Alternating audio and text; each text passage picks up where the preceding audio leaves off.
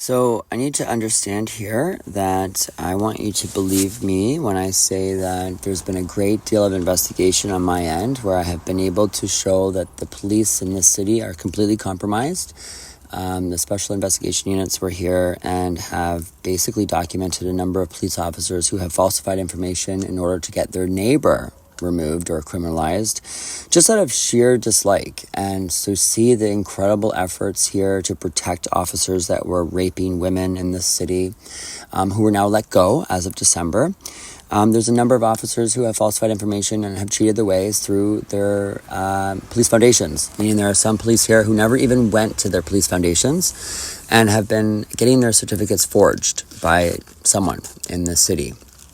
I believe that that is extremely visible when they have apprehended me. Every single time they have apprehended me, it has never followed protocol. They do not know their sentences, as in their maximums or minimums for certain crimes. They do not know their criminal code. They do not know the procedures of a disclosure. They do not understand that the proceeds of court and how that is supposed to go through and what their obligations are. And so in my own witness and what I've recorded, it's been substantial enough to make sure that there are body cameras installed on every single one of them. So I've done that. And there's been an intense investigation into this situation. The courts in this office have been compromised as well. I've been able to prove that through the Illegal Mental Health Act abuse and the substantial efforts to protect my abusers in face of clearly textbook case submission from me. I submitted the same MHA with IPA for the person that was abusing me, showing that, she was clearly uncontrollable and had all the efforts from me to ensure voluntary options that were regarded as unnecessary, and so which I was a perfect example of someone who required involuntary psychiatric assessment, and yet the police and authorities here have failed to do so. They basically used the fact that it wasn't on a particular form, and I put it on the form, and they still didn't apprehend her. So it's just been this constant superficial behavior of using whatever they want to deny people justice and then favor their abusers and continuously allow the disruption to happen. Now, I've been able to get a change of venue. So we've got the criminal crown attorney, Mr. McMahon, Justice McMahon, who's out of North Bay. He was able to get my change of venue, but gave it over to Justice Taluzzi, who is married to a Trudeau, which is a clear conflict of interest. The family line there is interesting because even though it was a native from the same Manitoulin Island as the woman whom is abusing me, where her late ex is from. And so the Eshkabach family that's passed, Isaac is his name, was from this reserve where I received a judge from on my change of venue, which is a clear conflict of interest and definitely unacceptable. Even though she is a native judge, I was so proud to have that. She has failed to proceed with the direct evidence that I've provided since December 26th, and in spite, I received a confirmation and an approval of that private prosecution, but yet it has been stalled, showing a complete disregard for my safety and a disregard for justice.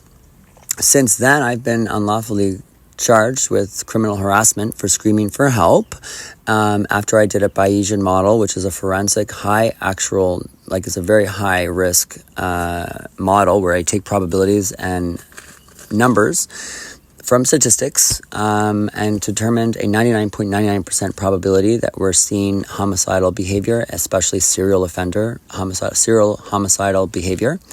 And that it must be regarded as extremely important. And yet the police here refused to witness that evidence and decided to label me as criminal harassment for screaming for help in spite of the physical evidence that I provided of me being chased out of my house that day, and the clear contradictions of someone who is trying to claim criminal harassment, which means that I would have to make them feel afraid, and yet she would send her 15-year-old son to throw snow on my help sign.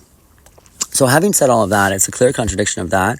I was then charged with criminal harassment and a breach of that order when I contacted a well-known native in this area who I was told by the name of Kiki, and I did not understand any relationship whatsoever to the accused. But yet, even so, to contact a well-known figure in this city for handling obstructions to justice and unfair due process, for me to contact her is normal, and that was advice given to me by somebody else. Call Kiki, that was the one to call. So I did, and then I was breach of my stay for that for some reason.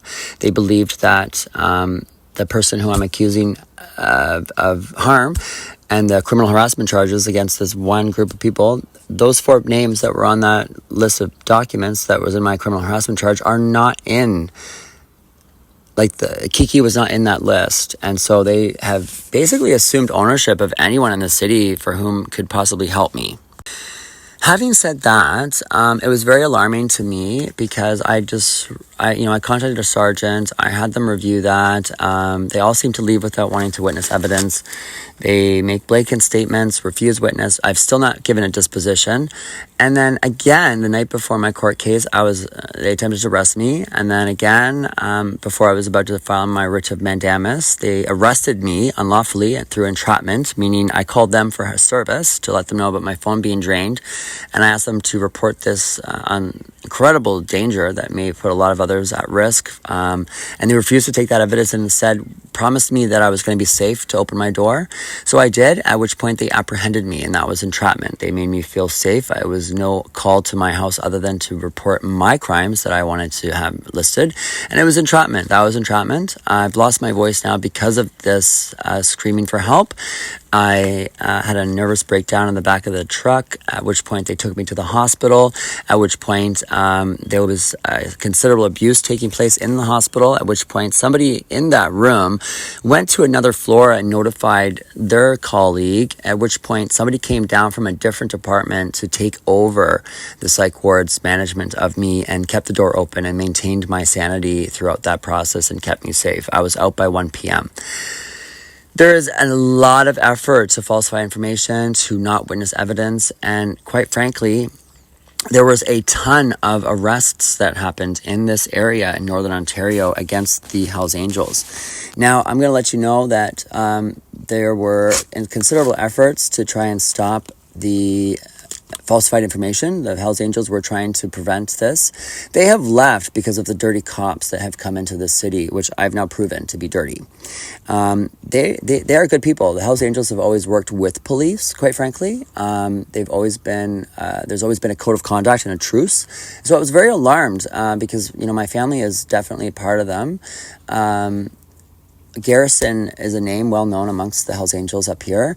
And when I mentioned that name, no one clearly knew it. So I was kind of under suspicion, especially when I've never seen any of them on bikes. I've never seen so many of them divided. Usually they come in together and they're not seen going around by themselves. And there's a woman leading one of the chapters up here, which gives me a presumption that that's just another scapegoat for them. I don't believe that she's in that position for any other reason other than the fact that if something goes wrong, she'll be the one to go down. And so that's not a brotherhood. That's not the Hells Angels. There's a lot of people up here in Northern Ontario that are claiming to be from Hells Angels. And it's alarming that a number of Facebook groups have also now changed their name from Hells Angels to this outlaw. Now, I want to make sure that these people understand that now that I've made sure to prove that the police up here have compromised, there's going to be a number of people that are going to receive reports. I believe that they are working to now have some crimes overturned based on the dirty cop scenario.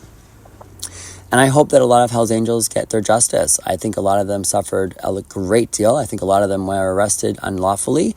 I think a lot of them were not doing crimes that they were accused of. And I'm hoping that that can be protected. I know that as somebody who's grown up with them, they've always been extremely lawful, and they've only ever been a danger to opposing criminals that are really the bad guys. And so when these child pedophiles moved in the 90s, because in the 90s there was a huge witch hunt in America, and they moved here. And so they couldn't continue operations with the Hells Angels present, so they found a way to infiltrate the police, which Hells Angels never do. They don't do that. They work with them. They don't kill off cops or make their lives difficult and infiltrate.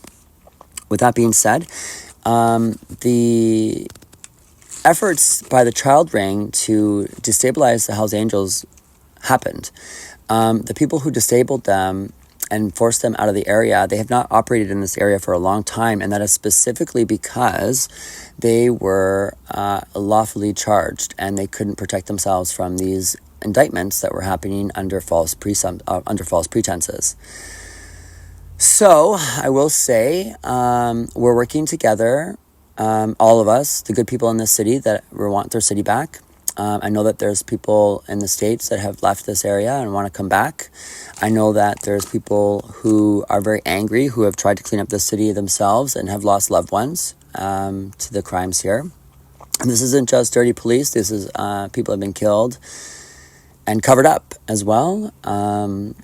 And so I just want to say that, now is the time to choose a side. Now is the best time, if you've been reluctant in any way to pick a side to be on, now is the time to do it.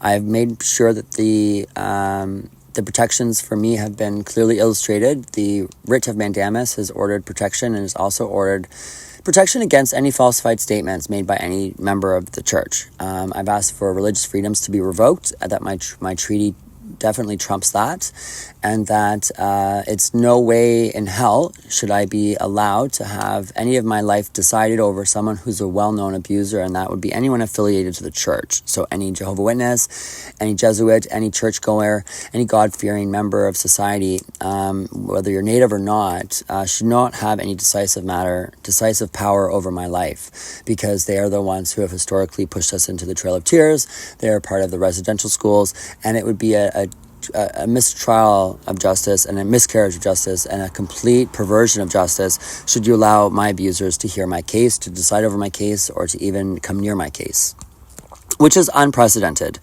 I believe that I've been able to shake the city to the core. I'm here to state that I want people's justice to be heard. I want voices to be lifted. I want stories to be lifted. And I want people who are unlawfully criminalized to be protected from this. I think that investigations into the police need to go back far and wide.